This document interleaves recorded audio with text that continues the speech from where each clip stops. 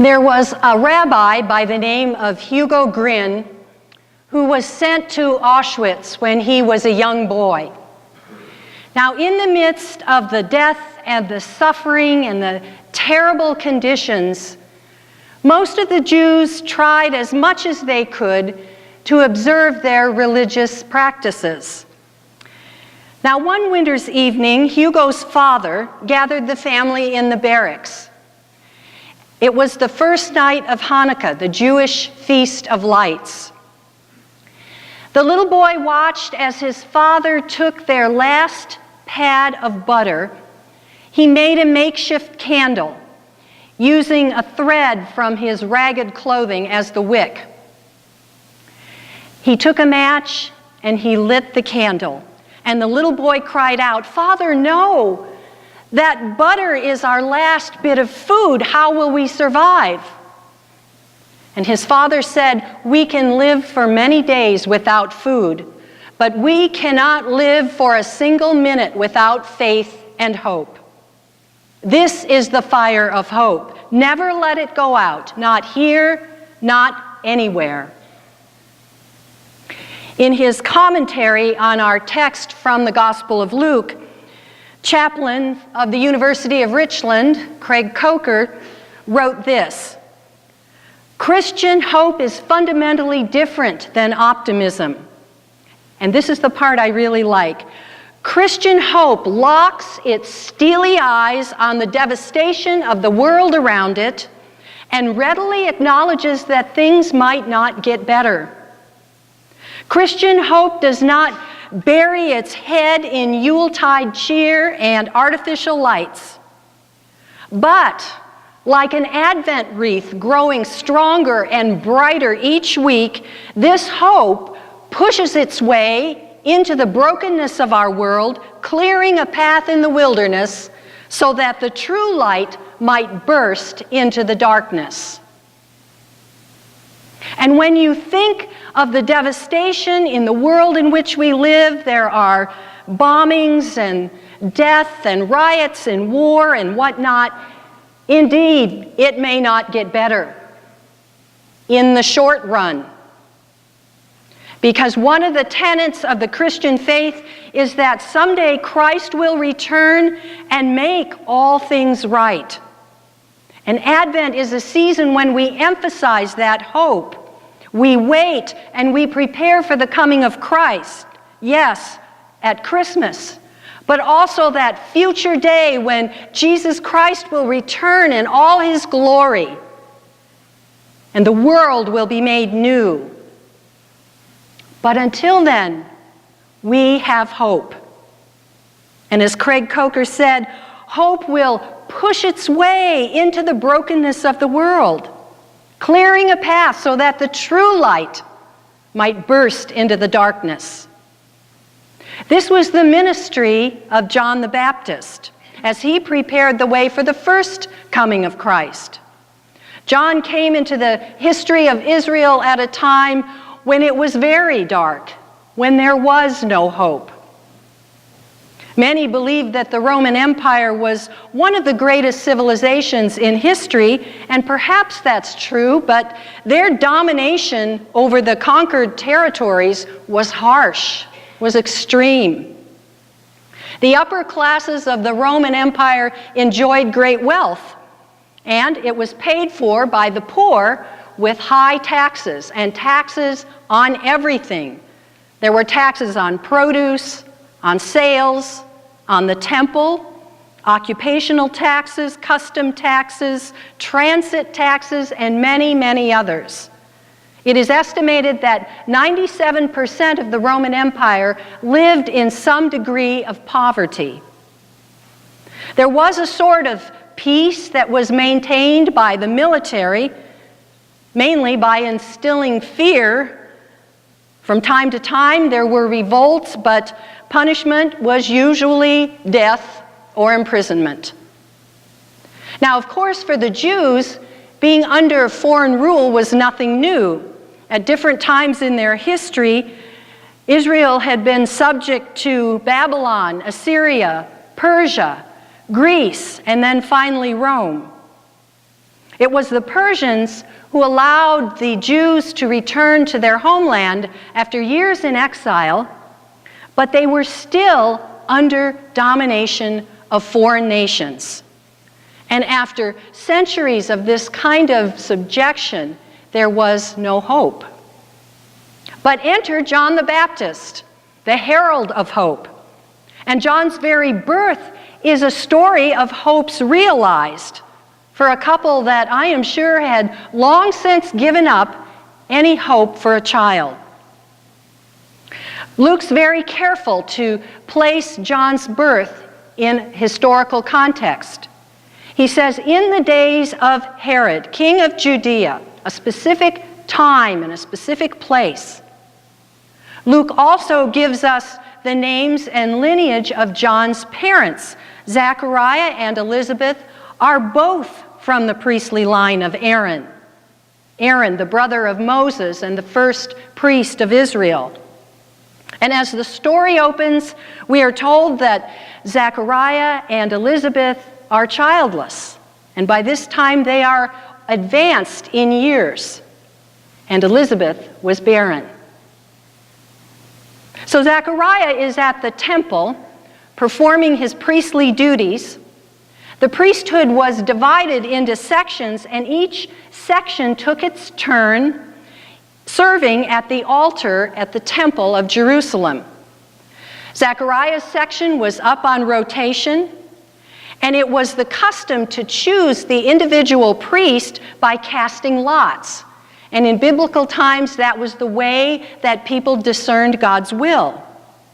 The lot fell to Zechariah, and so he was the one to enter into the holy place, the Holy of Holies, to burn incense on the altar. The people that gathered at the temple for the time of prayer then waited until the priest returned to give them a blessing. So Zechariah was in the holy place, and the angel Gabriel appeared to him with a remarkable message. Zechariah, your prayer has been heard. Elizabeth will bear you a son, and you will name him John. You will have joy and gladness, and many will rejoice at his birth, for he will be great in the sight of the Lord. He will make ready a people prepared for the Lord. Now, understandably, Zechariah had his doubts. He had been living for a long time without hope, and he wanted some certainty because, after all, in his mind, the fact that he and his wife were advanced in years was an obstacle that not even God could overcome. Zechariah underestimated God, and for his doubt, he was reduced to silence. When he came out of the holy place, he could not speak. He gestured and motioned, and the people realized that he had had some kind of vision in the sanctuary. So Zechariah served out his time at the temple, and he returned home. And we are told that, true to the word of the Lord, Elizabeth had a son, and they named him John. God entered into the hopeless situation of this couple and brought them hope. Claire Booth Luce said, "There are no hopeless situations. There are only people who have grown hopeless about them." So in this season of hope, I ask you, what are you hoping for? What are you hoping for this Christmas? Are you hoping for a certain gift? Are you hoping for a peaceful time with your family on Christmas? Are you hoping for a job or a big bonus check? Or are you just hoping that the whole thing will be over soon? Maybe your hopes have to do with our nation and our world. We hope for a peace that lasts in Ferguson, Missouri. And we hope for a cure for Ebola. And we hope for an end to terrorist attacks. Jesus Christ, God's gift of himself, is our reason for hope, no matter what hopeless situation you may be facing. So in this season of hope, friends, I want to encourage you, do not give in to hopelessness. Let us prepare for the coming of Christ by cultivating the hope that is in our hearts, even if it's just a tiny little flame that you have here this morning. Cultivate that flame of hope.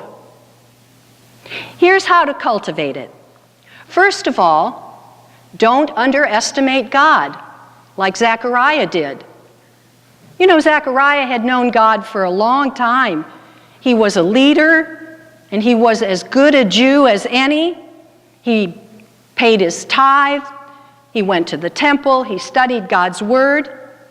And yet when God came along and challenged him to a new level of faith, Zechariah doubted.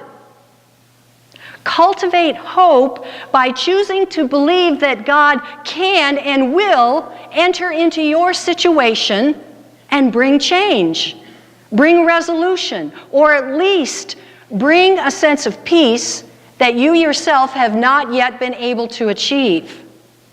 Don't underestimate what God can do. And then the second way to cultivate hope is to remember that God has some interesting and unexpected ways of getting through to people. After all, he sent an angel to Zechariah. There's one particular story that James Dobson tells that I really like because it shows how God can get through to us in unexpected ways. It's the story of an elderly woman named Stella Thornhope. And she was struggling, trying to get through her first Christmas alone. Her husband had died just a few months earlier because of a very slow developing cancer. And now, several days before Christmas, she felt so alone that she decided that she wasn't going to decorate, she wasn't going to do anything to celebrate Christmas at all that year. Late that afternoon, the doorbell rang, and when she answered it, there was a delivery man there with a large package. "Mrs. Thornhope?" She nodded. "Well, would you please sign for the package?" She invited him in to get out of the cold, and so she signed the little piece of paper and she asked, "What's in the box?" The young man laughed, and he opened the flap, and inside was a puppy, a golden Labrador retriever. The delivery man picked up the puppy and he said, "This is for you, ma'am. He's 6 weeks old and he is completely housebroken." And the young puppy began to wag his tail and wiggle his whole back end. He was so happy to get out of that box. "Who sent this?" said Mrs. Thornhope. The young man set the animal down and he took an envelope out of his pocket. And he said, "It's all explained here in this letter, ma'am. The dog was purchased last July when its mother was still pregnant. It was meant to be a Christmas gift for you." And then the young man handed her a book, "How to Care for Your Labrador Retriever." She asked again, "Who sent this puppy?" And the young man, on his way to the door, turned around and said, "Your husband, ma'am. Merry Christmas." So she opened up the letter and started to read it. It was written 3 weeks before her husband died, and he left it with the kennel owners to be delivered with the puppy on that Christmas. The letter was full of love and encouragement, and in the letter he also reminded her that someday she would join him, but that in the meantime he had sent this puppy to keep her company. Mrs. Thornhope wiped away her tears, and then she picked up that puppy and she just hugged him to her neck for a while. She looked out across the street at the Christmas lights on her neighbor's home, and she heard coming from the radio in the kitchen the strains of "Joy to the World, the Lord has come." And she turned to the puppy and she said, "Well, buddy, it's just you and me. But that's okay. And you know what? There's a box downstairs, and in it, I think there's something you're going to like. There's a Christmas tree with some lights and ornaments, and there's a manger scene. Let's go get it. We're going to decorate for Christmas." God has some unexpected ways of getting through to us.